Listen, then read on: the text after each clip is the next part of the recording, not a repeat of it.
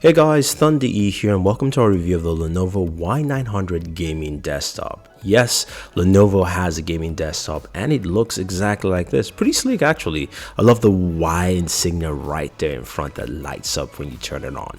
So this is not the first time Lenovo has a gaming desktop, but this is one that's actually got some more polish to it. The Y900 here comes of course with a GTX card in there, and it's got a nice build and look to it, making it a little bit more stylish and also something of course you would like to feature. It's got a window panel plate there on the side, so of course you can see your GPU and some of the lighting you'll find inside of course this gaming desktop. It starts at $899 and our rig here is priced at $1549.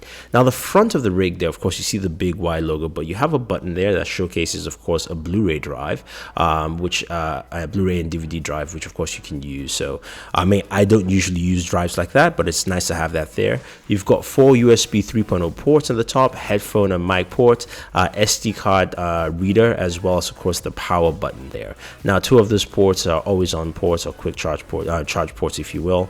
And if you look at the back of the device, you can see all the ports there. There's also 6 more USBs in the back. You can see your graphics cards of course slot there, and of course the power supply.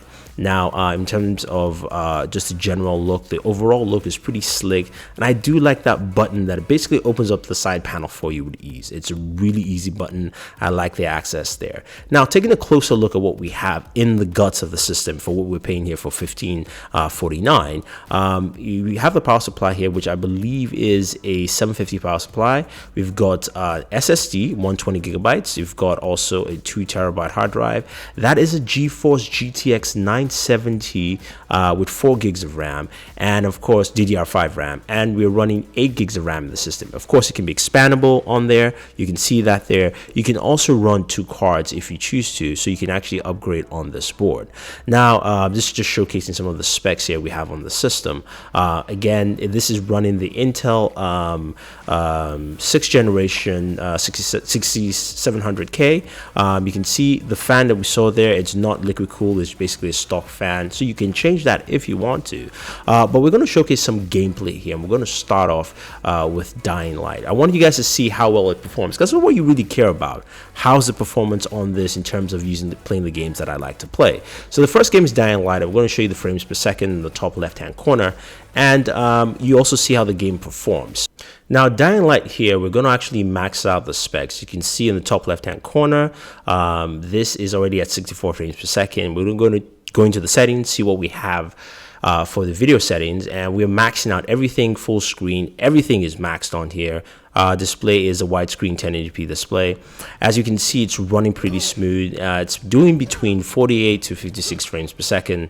Slowdowns are quite minimal for this, actually almost none pretty much in this game, so which is good. You can see just how well it moves and how well there's no tearing or anything, all that. So it's nice to see that it actually handles a game like Dying Light pretty well. Now as we move up to a slightly older game, Batman Arkham Origins here, we're going to of course show you what we have. Everything again is maxed out. This is DX11 game, and you can see already it's clocking 78 frames per second before we even get to any gameplay. But this is about 60 to 70 frames per second, which is nice. So we're going to jump forward and move into some gameplay elements, some more action sequences here. As you can see, it's dropped down a little bit to 60 as we get into some of the fights here, but it's still the low 70s, 60s in terms of frame rate, which is good. It shows that the game really handles well on this rig, and you should have no issues maxing it out and enjoying gameplay altogether. Now the next game we're going to play something is a little bit more graphic intensive, which is The Witcher 3. As you guys know, this thing can really chop it up there. As you can see, the frame rate is around 30 frames per second already, and if we go in, you can show that we're running everything on max ultra. This is the processing, everything is being maxed out here.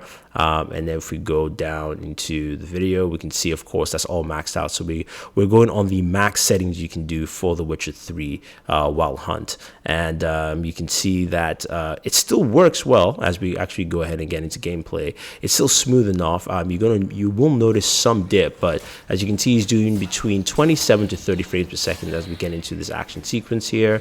That's pretty much where the game actually stays. So that's something to take note, but it still works well. You can play this game max, of course, with the Y900 gaming desktop from Lenovo. So, that's something I really like about it. But if we just want to look at some of the other aspects of this device, I forgot to mention that it also it doesn't come with a lot of bloatware, which is nice. It's nice because you have a few pre-installed applications from the Windows App Store, but nothing from Lenovo other than the set key Lenovo apps. No extra bloatware in this, which is good. It also has a wireless card in there, which actually I forgot to mention. So you can use this wired or wireless, whichever way you choose. So that's something that's nice. And again, since you're running a GTX 970 card here, of course you have the NVIDIA suite. You can always access and check out some of the specifications there.